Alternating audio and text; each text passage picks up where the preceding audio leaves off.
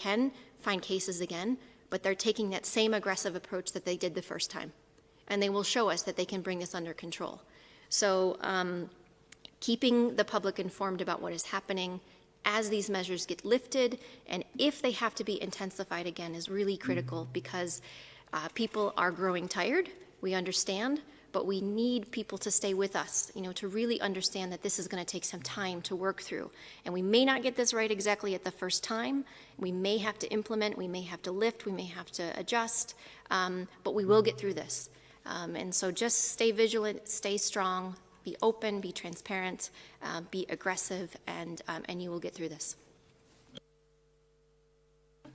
Thanks. Maybe last question that we can take for today, and that would be Simon Ateba from Today News Africa. Simon? Yeah, thank you for taking my question. This is Simon Ateba from Today News Africa in Washington, D.C.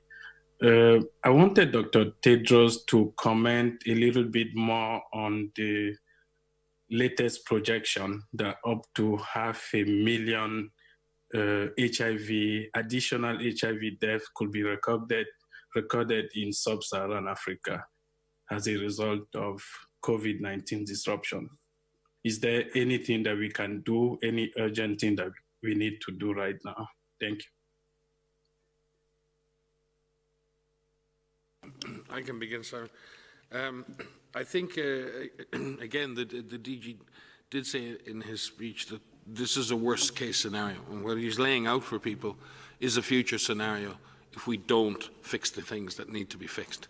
And this is really about the supply chains for drugs and the basic primary health care and the basic services available to people living with HIV. I think we've all seen the great success, the great partnership that has led to a dramatic fall in HIV positivity and AIDS-related deaths in Africa over the last number of years. A partnership that's existed with countries, with support from external countries. The Director General himself, while in Ethiopia, worked very closely with PEPFAR and the US government and others to reduce the scourge of HIV and AIDS, and so many other donors from around the world. We don't want to lose those gains, and I'm sure nobody wants to lose those gains. And we need to work together to ensure that we have the drugs. And we know where the people are. We've got to connect people with the therapy. We've got to reconnect people with services, and we've got to ensure that people don't lose access to services. The Director General has been saying this for months. It's not just about COVID-19. It's about the core health system must be preserved. And we must now move to ensure that primary and essential health services are maintained. And there is nothing more essential than ensuring that someone with HIV has access to the appropriate therapy that we've all worked so hard for decades to put in place.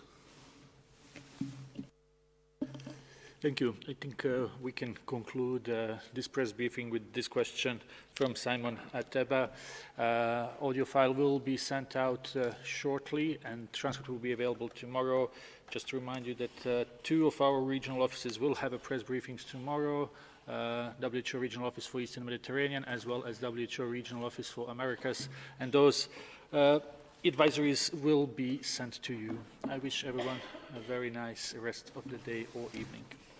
Okay, thank you also from my side, and see you on Wednesday.